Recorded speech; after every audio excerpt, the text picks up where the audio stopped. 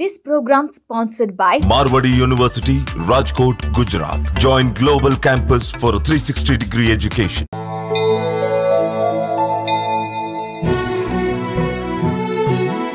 నమస్కారం మన సంస్కృతి కార్యక్రమానికి స్వాగతం. నేను మీ విజిత.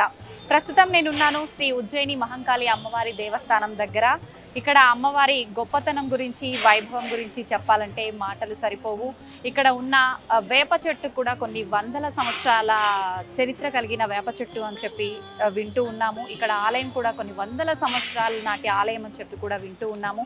ఇక్కడ అమ్మవారిని శ్రీ మహంకాళి అమ్మవారుగా పిలుస్తూ ఉంటారు. ఆషాఢ మాసం వచ్చిందంటే చాలు గొప్ప వైభవంగా కన్నుల పండగగా జాతర అనేది జరుగుతుంటుంది. ప్రత్యేకించి ఇక్కడ జాతర 3 రోజులుగా జరుపుకుంటారు.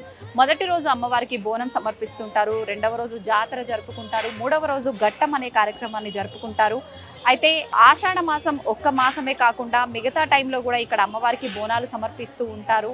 ఇక్కడ ముఖ్యంగా అమ్మవారు కోరిన కోరికలు తీరుస్తూ ఉంటారు. అమ్మవారి విశిష్టత చాలా ఉంది అని చెప్పి వింటుంటాము. ఆ విశిష్టత గురించి, ఇక్కడ ఉన్న చెట్టు విశిష్టత గురించి, అమ్మవారి వైభవం గురించి ఇక్కడ ఉన్న పెద్దవాళ్ళని అడిగి తెలుసుకుందాం. ఇంకెందుకు ఆలస్యం, అమ్మవారి దర్శనం చేసుకొని తర్వాత అమ్మవారికి సంబంధించిన విశేషాలన్నింటినీ తెలుసుకుందాం.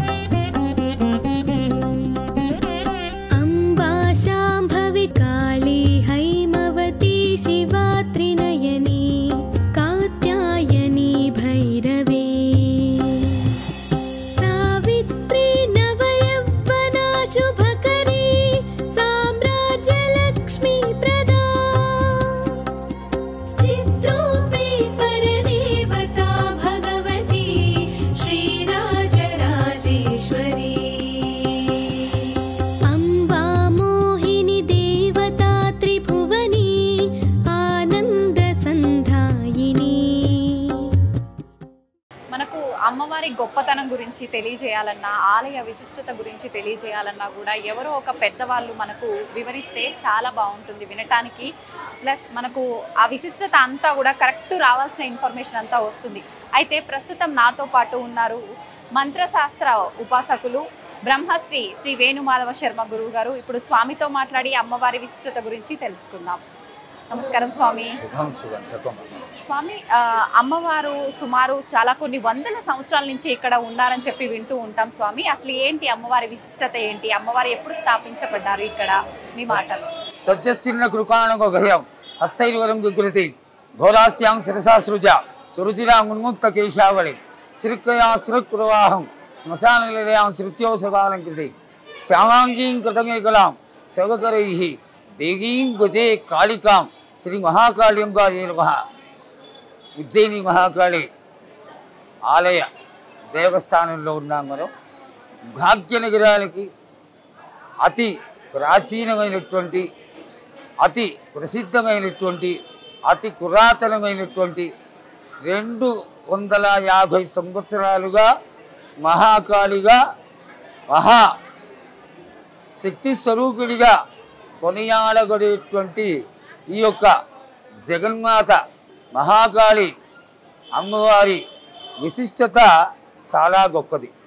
250 సంవత్సరాల క్రిందట ఆర్మీ గేరర్లందరూ కలిసి ఇక్కడ ప్రగలుతున్నటువంటి వ్యాధుల నుంచి, ఆ తరువాత ఈ మశూచి, కలరా మొదలైనటువంటి రోగాల నుంచి బయటపడడానికి ఉజ్జయిని స్థానంలో ఉన్నటువంటి జగన్మాతని వేడుకొనగా, ఏమని వేడుకున్నారు వీళ్ళు? అమ్మ, ఈ వ్యాధులేవి మమ్మల్ని బాధించకుండా ఉంటే నిన్ను తీసుకొచ్చి ఈ ప్రాంతంలో నిన్ను స్థాపన చేసుకుంటాం. ఆర్మీ గేరర్లు, అలాగే డోలీ గేరర్లు, అన్ని కులాల వాళ్ళు ఇక్కడ నివాసం ఉంటుండేవాళ్ళు. వాళ్ళందరినీ కూడా జగన్మాత మహాకాళి ఆశీర్వదించడం జరిగింది. ఆశీర్వదించిన దానికి గుర్తుగా భక్తులందరూ ఉజ్జయినికి వెళ్ళి జగన్మాతని యంత్రస్వరూపిణిగా ఆ యొక్క మూర్తిని తీసుకొచ్చి ఇక్కడ అమ్మవారిని స్థాపన చేయడం జరిగింది. అదే సమయంలో ఇక్కడ వేక చెట్టు ఏదైతే అమ్మవారి స్వరూపంగా భావన చేస్తారో కొంతకాలం అక్కడ ఉంచడం వల్ల దాన్ని కూడా అమ్మవారిగా భావన చేసి ఇక్కడ పూజలు జరుగుతూ ఉంటాయి. అయితే ప్రధానమైనటువంటి ఆలయంలో స్థాపన చేయడం, ఇక్కడ ఉన్నటువంటి కులాల వాళ్ళందరూ కలిసికట్టుగా అమ్మవారికి ఆషాఢ మాసం వస్తూనే అమ్మవారిని జగన్మాతని ఆడబిడ్డగా భావించి ఈ యొక్క జాతర కార్యక్రమం మొదలుపెట్టి చేస్తూ ఉంటారు. ఇక్కడ లష్కర్ గోనాలుగా మొట్టమొదటి ప్రసిద్ధికెక్కినటువంటి దేవాలయం ఈ జంట నగరాల్లో మహాకాళి దేవస్థానం మాత్రమే. ఆనాడు అమ్మవారిని స్థాపన చేసిన తర్వాత ఆషాఢ మాసంలో కురగలేటువంటి వ్యాధుల బారి నుండి బయటపడడానికి జగన్మాతని ఆషాఢ మాసంలో కొలుకులు చేయడం చాలా విశేషం. వర్ష ఋతువు ప్రవేశిస్తూనే రోగాలు రావడం, వ్యాధులు కురగలడం జరుగుతుంటాయి. కాబట్టి జగన్మాతని ఇక్కడ స్థాపన చేసి అమ్మవారి యొక్క ఆశీర్వాదం పొందడం కోసం 16 రోజులు ఇక్కడ జాతర జరుగుతుంది. ఆషాఢం వచ్చిన మొట్టమొదటి ఆదివారం నాడు ఘట స్వరూపిణిగా భావన చేసి కొలింగేర్లు బంధన చేసి అమ్మవారిని గ్రామంలోకి తీసుకొస్తారు. గ్రామంలోకి వచ్చినటువంటి ఘట స్వరూపిణి అయిన మహాకాళి అమ్మవారు 14 రోజులు కూడా గ్రామ సంచారం చేసి భక్తులని, వృద్ధులని, చిన్నపిల్లలని, రోగగ్రస్తులని అందరినీ ఆశీర్వదించడానికి ఇంటింటికి తిరిగి జగన్మాత ఆ యొక్క గ్రామాలంతా కూడా ఆశీర్వదిస్తుంది. అలాగే ఈ యొక్క 15వ రోజున తెల్లవారుజామున 4 గంటలకి అసలైనటువంటి జాతర మొదలవుతుంది. మొదటి మంగళహారతితో నగర పెద్దలందరూ చూస్తూ ఉండగా అమ్మవారి యొక్క మహా ద్వారాలు తెరుచుకొని అమ్మవారికి మొట్టమొదటి పూజ మొదలవుతుంది.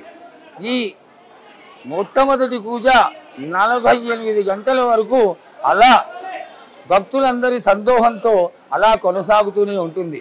ఇక్కడ విశేషం ఏమిటంటే ఆడవాళ్ళందరూ తలస్నానాలు చేసి గోనాల్ని శిరస్సుగా కొట్టుకుని అమ్మవారి ఆలయానికి తీసుకురావడం విశేషం. ఈ గోనంలో పాయసాన్ని వండి దానిపైన శాఖలు పెట్టి దానిపైన గంధదీపం పెట్టి ఏక మండలు పెట్టి తీసుకొచ్చి అమ్మవారికి వాళ్ళ యొక్క భక్తి శ్రద్ధల్ని తెలియజేసుకుంటారు. అదేవిధంగా జగన్మాత అయినటువంటి మహాకాళి అమ్మవారిని ఆడగిడ్డగా భావన చేసి పసుపు కుంకుమలు, గాజులు, చీరలు, సారెలు, ఒడిగియాలు సమర్పించుకుంటారు. ఈ 15 రోజుల విశిష్టత ఈ విధంగా ఉండగా సాయంత్రం వరకు ఆదివారం 3వ ఆదివారం సాయంత్రం వరకు ఈ గోనాలు సమర్పించుకోవడం, సాయంత్రము పూర్వకాలం ఎడ్ల బండ్లు కట్టి పలహారం బండ్లు తీసుకొని కోతరాజు విన్యాసాలు చేస్తూ మేళతాళాలతో వచ్చి అమ్మవారిని దర్శించుకునేవారు.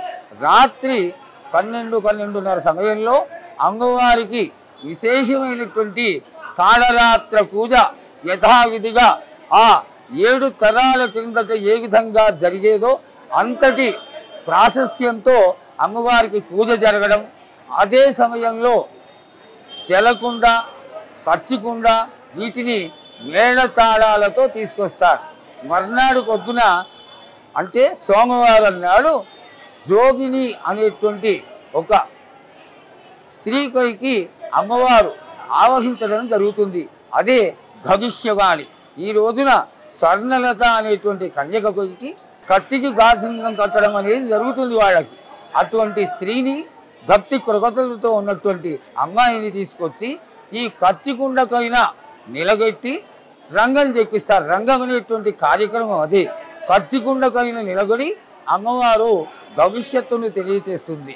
అమ్మవారు వెళ్ళిపోయిన తర్వాత కుండ ముక్కలైపోతుంది. ఇది అమ్మవారి యొక్క సాన్నిధ్యానికి నిదర్శనంగా తెలంగాణ ప్రజలందరూ నమ్ముతారు. ఆ తదనంతరం గావు రంగం తర్వాత గావు జరగడం, గలిగేయడం ఇవన్నీ జరుగుతాయి. తదువారి అమ్మవారు గజారూఢై అత్తవారింటికి వెళ్ళిపోతుంది అనేది ఇక్కడ తెలంగాణ ప్రాంతంలో ఈ మహాకాళి మొట్టమొదటిగా బోనాలు పండగ మొదలైనటువంటి ఈ ఉజ్జయిని మహాకాళి అమ్మవారి ఆలయంలో 16 రోజులు కూడా దేదీప్యమానంగా జరిగేటువంటి బోనాలు లష్కర బోనాలు ఉత్సవం రాత్రి వరకు ఆలయం తలుపులు అలా తెలిసి ఉండి భక్తులు ఆ దర్శనార్థంగా తీసుకెట్టి ఉంటారు. తరువాత మహామంగళహారతి చేసి ఆలయం తలుపులు మూసేయడం జరుగుతుంది. భక్తజనావళి ఈ మాసమంతా కూడా వచ్చి అమ్మవారికి ఇతోధికంగా తమ శక్తిని అనుసరించి అమ్మవారికి కానుకలు సమర్పించుకుంటూ ఎల్లవేళల ప్రధాన దేవత అయినటువంటి ఈ మహాకాళి ఆడబిడ్డగా అమ్మవారుగా మహాకాళిగా మనందరినీ ఆశీర్వదించాలని కోరుకుంటూ అందరూ అమ్మవారి ఎప్పుడు నిరంతర సేవలతో ఉంటూ అమ్మవారి యొక్క సేవ చేస్తూ ఉంటారు. హర నమ పార్వతీపతే హర హర మహాదేవ్. స్వామి, మామూలుగా ఈ ఆషాఢ మాసం అంతా కూడా ఈ నెల రోజులు భక్తుల తాకిడి ఎక్కువగా ఉంటుంది కదా, సుమారు ఎంత సంఖ్యలో వచ్చే అవకాశం ఉంటుందంటారు? పూర్వం నేను చిన్నప్పుడు నేను ఇక్కడే పుట్టి ఇక్కడే పెరిగి అమ్మవారి ఆలయంలో పని చేయడం అనేది నేను చేసుకున్న అదృష్టం. మా తాతగారు ఇక్కడ వైదిక అడ్వైజర్గా ఉండేవారు. అసలు కామాచార సంపన్నమైనటువంటి ఈ దేవాలయంలో 50 నుంచి 60 దున్నకోతులు బలి ఇవ్వడం జరుగుతూ ఉండేది. తరువాత చెన్నారెడ్డి గారి కాలంలో వారు చీఫ్ మినిస్టర్గా ఉండగా నూతన రాతి కట్టడంతో ఏర్పరిచినటువంటి ఆలయాన్ని కట్టించడం, దానిలో అమ్మవారికి పునఃప్రతిష్ఠ జరిపించడం, జగద్గురువులు పుష్పగిరి పీఠాధిపతులు శ్రీ శ్రీ శ్రీ విద్యా నృసింహ భారతి స్వామివారు వచ్చి పునఃప్రతిష్ఠ చేయడం. ఇక్కడ ఆ రోజుల్లో ఈ యొక్క బలులు ఇది నిషేధం చేయడానికి దయానంద సరస్వతి గారు ఒక పట్టుబట్టి దాన్ని ఆపేయడం. అయితే ఆ యొక్క బలులు అనేటువంటి కార్యక్రమం దేవాలయంలో ఆగిపోయినప్పటికీ ఇది తెలంగాణ ప్రజల్లో విశేషమైనటువంటి పండగ. వచ్చినటువంటి బంధువులందరికీ చక్కటి విందు ఏర్పాటు చేయాలి కాబట్టి వాళ్ళు తినేటువంటి వాళ్ళందరూ కూడా వాళ్ళకి ఇష్టమైనటువంటి మధ్య మాంసాదులతో విందులు చేస్తూ ఉంటారు. అమ్మవారికి సమర్పించుకోవడం కూడా జరుగుతుంది ఇంట్లో బోనాలతో పాటు. అదేవిధంగా ఆనాడు ఆగిపోయినటువంటి ఈ యొక్క బలులు ఈనాటికి జరగకుండా చేస్తూ ఇతరమైనటువంటి ప్రదేశాలకి వాళ్ళు వెళ్ళడం జరుగుతుంది. అయితే అమ్మవారు ప్రతి సంవత్సరం కూడా నాకు 4 కాళ్ళ జంతువుల బలి ఇవ్వండి అని అమ్మవారు కోరుకుంటూనే ఉంటుంది. ఇది కారణం ఏమిటంటే ఆనాడు అమ్మవారికి అన్ని జాతుల వాళ్ళు కలిసి దున్నకోతుల్ని బలి ఇవ్వడం. మేము మా తాతగారు చూసినప్పటికీ ఈ ఆలయంలోకి ప్రవేశించాలంటే కాళ్ళ మడమలు మునిగిపోయేంత ఎత్తుగా నెత్తురు ప్రవహించేదని చెప్తూ ఉంటారు. అయితే నిషిద్ధం జరిగింది, ఇక్కడ బలులని ఆపేశారు. ఈ యొక్క విశిష్టత ఈ విధంగా ఉన్నా నేను చిన్నప్పుడు ఈ భక్తుల తాకిడి ఇంతగా ఉండేది కాదు. తెల్లవారుజామున 4 గంటలకి ఆనాడు కూడా చెన్నారెడ్డి గారు వారి యొక్క కుటుంబం అందరూ కూడా చక్కగా తెల్లవారుజామున రామారావు గారు కూడా ఎన్టీ రామారావు గారు కూడా 4 గంటలకు వచ్చి మొట్టమొదటి హారతిని దర్శించేవారు. అయితే ఆనాడు ఆలయానికి ముందర వేల సంఖ్యలో ఉండేది. దినదిన ప్రవర్ధమానమై అమ్మవారి యొక్క విశిష్టత తెలుసుకొని, అంటే ఆనాటికే తెలుసు, ఈనాడు మీడియా ప్రచారం వల్ల మాధ్యమంతో అందరికీ పూర్తిగా తెలిసిపోయి తెల్లవారుజామున మొట్టమొదటి హారతి 4 గంటలకి జరుగుతుంది కాబట్టి ఆ సమయంలో జగన్మాతని దర్శించుకుంటే బాగుంటుందని జనాలు విపరీతంగా రావడం, వేలు పోయి లక్షలు పోయి ఈ రోజున 40 లక్షల నుంచి 50 లక్షల మంది ఈ యొక్క జగన్మాత యొక్క మూర్తిని దర్శించుకోవడానికి 3 రోజులు తండోపతండాలుగా వచ్చేసి ఖచ్చితంగా అమ్మవారి దర్శనం చేసుకొని ఆశీర్వాదాన్ని పొందుతున్నారు. స్వామి, ఒకప్పటి కాలంలో బోనాలు అనగానే మట్టి కుండ, ఇప్పుడు చూసుకుంటే మనకు రకరకాల పాత్రల్లో బోనాలు సమర్పిస్తున్నారు అమ్మవారికి. ప్రత్యేకంగా ఎటువంటి పాత్రల్లో బోనాలు సమర్పించవచ్చు అంటారు? అసలు ఘటము అనేటువంటి సంస్కృత పదానికి ఎక్కడైనా అనాది నుంచి ఆనాటి నుంచి ఈనాటి వరకు కూడా మృణ్మయ పాత్రలో కలశ స్థాపన చేయడమే చాలా విశేషమైంది. ఆ విధంగా ఇంతవరకు కూడా తెలిసినటువంటి పాత వాళ్ళందరూ కూడా కొత్త మట్టి కుండని తీసుకొచ్చి దానిలో కాయసం వండి దాన్ని చక్కగా శుభ్రపరుచుకుని దానికి కేవలం కుంకుమ గొట్లతోటే అలంకారం చేస్తారు. కుంకుమ కసుగు చక్కగా గొట్లు పెట్టి అలంకారం చేసి దానిపైన ఏకం మండలు పెట్టి ఇంకో చిన్న కుండ కొట్టి దానిలో శాఖలు కోస్తారు. శాఖలలో కూడా విశిష్టత ఉంది. మంచినీళ్ళల్లో మజ్జిగ వేసి కసుకు కుంకుమలు వేసి ఏకం మండలు వేసి కోయడం ఒక పద్ధతి. తెలంగాణ సాంప్రదాయంలో కొంతమందికి కళ్ళు కోసి తీసుకురావడం కూడా ఒక సాంప్రదాయం. ఇందులో రెండిటికి ఉన్నటువంటి విశిష్టత ఏమిటి అంటే అమ్మవారు ఈ యొక్క శాఖతో కానీ ఆ కోతలింగడు పైన కోసి వేకమండలు వేస్తే శాంతిని కలుగజేస్తుంది అనేటువంటిది ఒక ఐతిహ్యం. అయితే అన్నీ కూడా ఈ మట్టి కుండలలో చేయడం అనేదే సాంప్రదాయం. తమ ఒక స్టేటస్ని చూపించుకోవడం కోసం ఈనాడు ఇత్తడికి వెండికి గంగారంలోకి వచ్చేసారు. కానీ ప్రాశస్త్యమైనటువంటిది మాత్రం మృణ్మయ పాత్ర మాత్రమే. ఆ విధమైనటువంటి కలశంలో తీసుకొస్తే ఆనాటి నుంచి వస్తున్నటువంటి ఆచారం అలా కొనసాగుతుంది అనేటువంటి వాళ్ళు ఇంకా ఈనాటికి 170 మంది ఉన్నారు. కాబట్టి అదే ప్రాశస్త్యమైనటువంటి. స్వామి, బోనం సమర్పించేటప్పుడు కూడా అమ్మవారికి రకరకాల నైవేద్యం అనేది నివేదన చేస్తూ ఉంటారు. నిజంగా బోనంలో అమ్మవారికి సమర్పించాల్సిన ప్రధానమైన నైవేద్యం, అమ్మవారికి ప్రీతికరమైన నైవేద్యం ఏంటి? అసలుగా చెప్పాలి అంటే అమ్మవారికి ఆడకులకి ఏం పెడతాము? మన ఇంటి ఆడకుట మహాకాళి అమ్మవారు, ఇంటికి ప్రధాన దేవత మహాకాళి అమ్మవారు. ఆవిడ 15 రోజులు వస్తే మనం ఎంత తీపి వంటలు చేసుకున్నప్పటికీ రకరకాల వంటకాలు చేసుకున్నప్పటికీ అమ్మవారికి కాయసాన్న క్రియ అనేటువంటి ఒక నామం ఉంది. తెలిసిన వాళ్ళైనా తెలియని వాళ్ళైనా అమ్మవారికి భక్తి శ్రద్ధలతో ఆ నూతనమైనటువంటి కుండలో కాయసాన్ని వండి కాయస నైవేద్యం కొట్టడమే ప్రాధాన్యత. దానికే ముఖ్యమైనటువంటి లక్షణం ఇవ్వబడ్డది. దాన్ని తీసుకొచ్చి అమ్మవారి ముందర కోట్లలింగడి ముందర సగ భాగాన్ని వదిలేస్తారు. దీనికి ఒక కారణం ఉంది. అలా వదిలేసినటువంటి కాయసం అంతా ఒక గుట్టగా తయారై డిపార్ట్మెంట్ వాళ్ళ తరఫున ఒక 50-60 కిలోల అన్నాన్ని వండించి దానిలో కలిగి రాత్రి 12 తర్వాత ఈ ప్రాంతం అంతా కూడా ఆనాడు పెంకుటిళ్లతో ఉంటూ ఉండేది. అయితే ఈ యొక్క పెంకుటిళ్ళ రక్షణ ఎవరు చేయాలి, ఎందువల్ల చేయాలి అంటే అమ్మవారే చేయాలి. ఈ గాలి వేసి అమ్మవారికి సమర్పించినటువంటి అన్నాన్ని అంతా కూడా మేళ తాళాలతో ఈ 8 రకాల కులాల వాళ్ళు వీళ్ళందరూ కలిసి అమ్మవారికి ఆ బలిహరణం చేయడం జరుగుతుంది. ఆ గ్రామం అంతా కూడా ఈ అన్నాన్ని తీసుకెళ్ళి ఆ పెంకుటిళ్ళ మీద జల్లుకుంటూ వచ్చేవాడు. ఆ సమయంలో జగన్మాత వీళ్లతో పాటు బలిహరణ జల్లడానికి వెళుతుంది అనేది ఒక ప్రసిద్ధి. అయితే ఇది ఎందుకు జల్లాలి అంటే ఆది వ్యాధులు రాకుండా, గాలులు సోకకుండా, ఈ దయ్యాలు భూతాలు అనేటువంటి గాథలు నుండి తొలగిపోవడానికి ఈ విధమైనటువంటి శాబర విధానంలో జరిగేటువంటి ఒక క్రియ ఈనాటికి ఇది జరుగుతూనే ఉంది.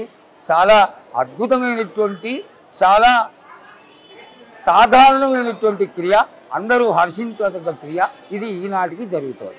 స్వామి, బోనాలు అనగానే ప్రత్యేకంగా జోగినీలు శివశక్తులకు పాత్ర ఎక్కువగా ఉంటుంది.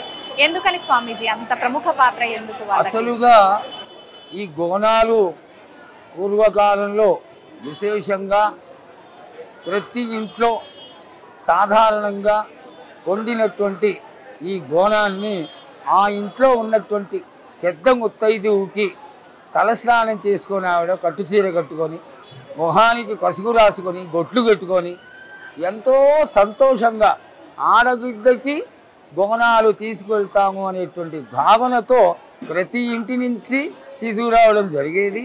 అయితే జోగిని సాంప్రదాయం వచ్చేసరికి ఈ జాతుల వాళ్ళల్లో ఒక కులం వాళ్ళు ఈ జోగిని కులానికి సంబంధించినటువంటి వాళ్ళలో ఉన్నటువంటి ఒక అమ్మాయికే ఈ రంగం కార్యక్రమం చేయడానికి అర్హత. పసుపు కుంకం వేసి బండారు వేసి ఆ పిల్లని నిలబెడతారు. ఆ పిల్లే ఎన్ని తరాలైనప్పటికీ కూడా చక్కగా ఆమెనే అమ్మవారి సేవలో ఉంటూ భవిష్యవాణిని తెలియజేస్తూ ఉంటుంది.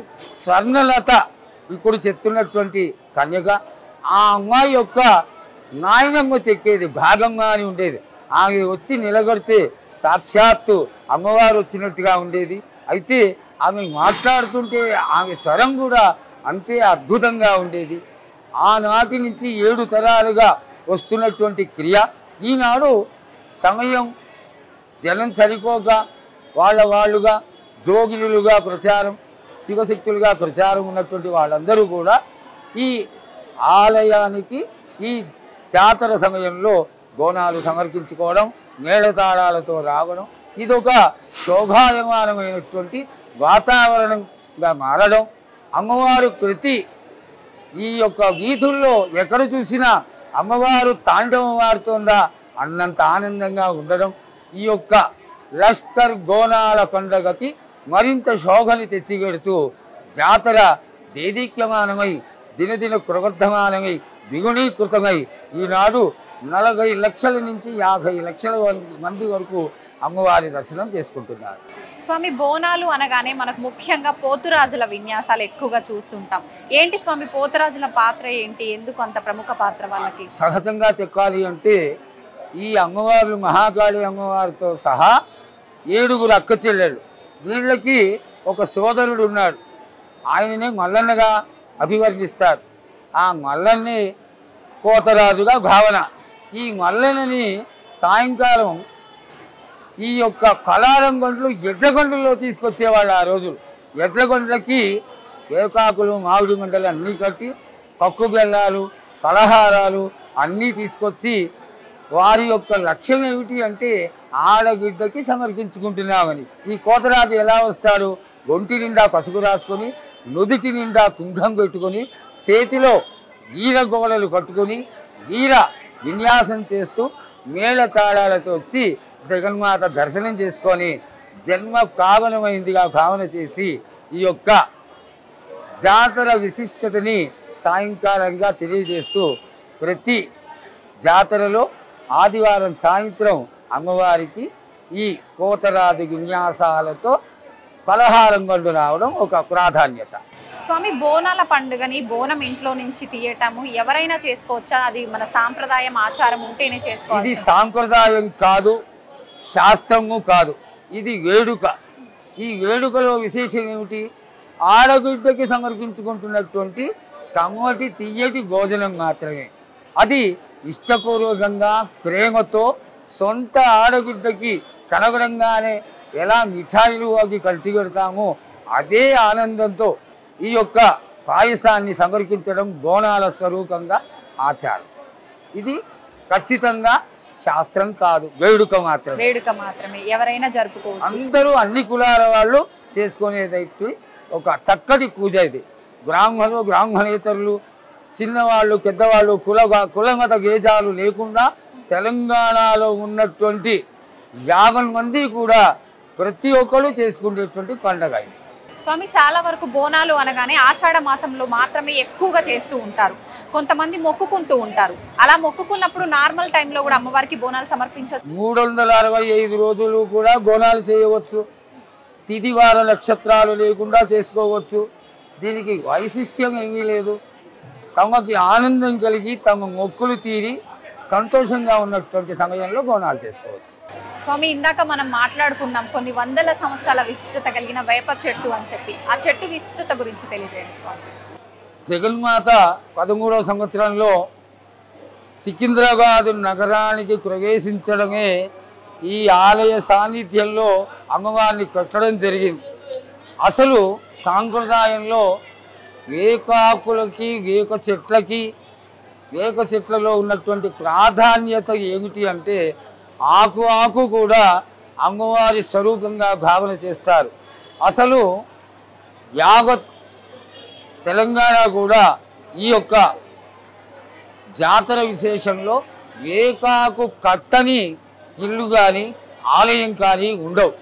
ఇండైరెక్ట్గా చెప్పాలంటే సైంటిఫిక్గా వేకాకు బ్యాక్టీరియా కిల్లింగ్ దేవతగా భావన చేస్తూ ఈ వేకాకులు ఎప్పుడైతే మన ఇళ్ళ ముందర ఉండి మనకి ఒక అలంకార వస్తువుగా అమ్మవారికి ఉండి మనని కాపాడుతుందో దాని వెనకాల ఆంతర్యం ఏమిటంటే రోగాల నుండి మనని అందరినీ ఈ యొక్క వేకస్వరూపిణిగా అమ్మవారు మనల్ని ఆశీర్వదిస్తోంది. అయితే ఇక్కడ విశేషం ఏమిటంటే అమ్మవారు వచ్చే నాటికి ఈ యొక్క జగన్మాత అమ్మవారు వేక చెట్టు స్వరూపంలో ఉండడం 250 సంవత్సరాలుగా ఈ యొక్క జగన్మాత దినదిన కృవర్ధమానమై ఈనాడు జియాలజికల్ సర్వేలో కూడా అమ్మవారికి ఈ చెట్ల విశిష్టతలో పిహెచ్డి చదువుకునే వాళ్ళందరికీ కూడా ఈ వేక చెట్టు మహాకాళి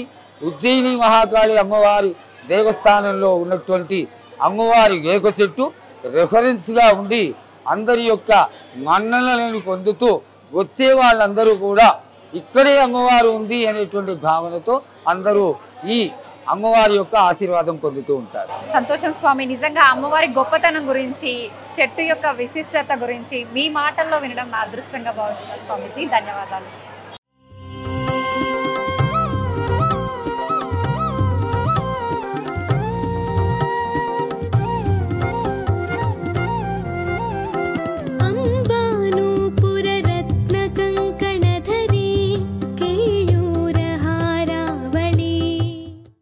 ఇక్కడ మహంకాళి అమ్మవారి ఆలయానికి సంబంధించి మరొక విశిష్టత కూడా ఉంది. ఆ విశిష్టత ఏంటి అంటే ప్రతి సంవత్సరం జాతర రోజు అమ్మవారికి కట్టించే చీర ఏదైతే ఉందో అది ఇక్కడ ప్రత్యేకించి ఇక్కడే మగ్గాల పైన నేసి ఆ తర్వాత ఆ చీరను జాతర రోజు అమ్మవారికి కట్టడం అనేది ఆనవాయితీగా వస్తుంది. ఇప్పుడు దానికి సంబంధించిన కార్మికులు ఇక్కడ మనతో పాటు ఉన్నారు. ఇప్పుడు వారితో మాట్లాడి దానికి సంబంధించిన విషయాలన్నీ తెలుసుకుందాం.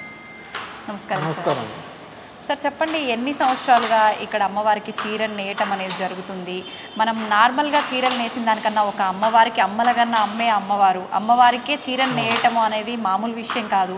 ఎలా అనిపిస్తుంది సార్ మీకు? చాలా సంతోషం అనిపిస్తుంది. మేము ముఖ్యంగా ఏంటంటే ఈ యొక్క భారతదేశం సంస్కృతి సాంప్రదాయాలటువంటి పుట్టినిల్లు.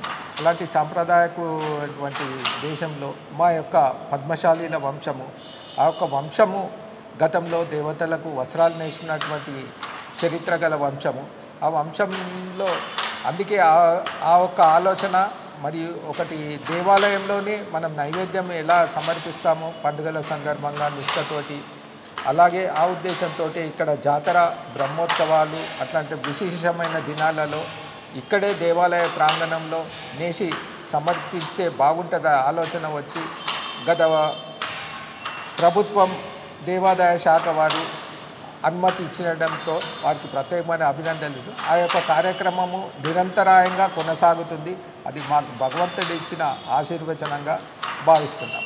సుమారు ఎన్ని సంవత్సరాలుగా నేయటం అనేది జరుగుతుంది సార్ ఇక్కడ? మేము గత తెలంగాణ ప్రభుత్వం వచ్చిన తర్వాత నుంచి ఇక్కడ మొదలు పెట్టడం జరిగింది. ఒక్కొక్కసారి కళాకారులు మారుతూ ఉంటుంటారు, అందరికీ అవకాశం రావాలి. ఆ రకంగా అందరికీ అవకాశం రావాలని ప్రతి సంవత్సరము వస్తూనే ఉంటారు, నేస్తూనే ఉన్నది. నా నాయకత్వంలో జరుగుతూనే ఉన్నది. సార్, ప్రత్యేకించి నెయ్యటము, ఆ చీరలు నెయ్యటం అనగానే మీకంటూ ఒక ఐడియా అనేది ఉంటుంది, కలర్ కాంబినేషన్ కానీ దానిపైన వేసే ఆ డిజైన్ కానీ అన్నీ కూడా. మరి అమ్మవారికి ఒక చీర తయారు చేస్తున్నాము అని అంటే దానిపైన ప్రత్యేకంగా ఇంకేమైనా కొత్తగా ఆలోచించి చేయాల్సిన అవసరం ఉంటుంది? ప్రతి సంవత్సరము మేము ఒక అమ్మవారికి ఇష్టమైనటువంటి కలరు పసుపు కుంకుమతో పాటు మొత్తం 5 రంగుల్లో ఏదైతే లేటెస్ట్గా వస్తుంటాయో ఆ డిజైన్లను ఉపయోగించడం జరుగుతుంది. ప్రతి సంవత్సరము మేము ఒక డిజైన్స్ మారుస్తూ ఉంటాం. ఓకే, అంటే ప్రత్యేకించి ఒక 5 రకాల రంగులు అయితే దాంట్లో ఉండేటట్టుగా చూసుకుంటారా సార్? ఇప్పుడు 5 రకాలు, గతంలో 7-8 రకాలు కూడా నేయడం జరిగింది. ఆ డిజైన్ బట్టి ఆ రంగులు అద్దడం జరుగుతుంది. ఓకే. అంటే మీకు ముందుగానే వాళ్ళు ఏమైనా అంటే కమిటీకి సంబంధించిన వాళ్ళు చెప్తుంటారా ఇలా చూస్ చేసుకోవాలి అదే అని చెప్పి మీ ఇష్టం? లేదండి, మా ఇష్టపూర్వకంగానే ఉంటాము. వాళ్ళు కేవలం అనుమతించడం మట్టుకే వాళ్ళని సంప్రదించేది ఏముండదు. కలర్లు అవన్నీ మేము అందరం కలిసి కళాకారులు కలిసి డిస్కస్ చేసుకొని. సంతోషం సార్, నిజంగా అమ్మవారి చీర నేస్తున్న మీతో మాట్లాడడం, కళ్ళతో అమ్మవారి చీర రెడీ అవ్వడం చూడడం అనేది మాకు చాలా సంతోషంగా ఉంది. మీకు కూడా ధన్యవాదాలు. థ్యాంక్స్ అండి.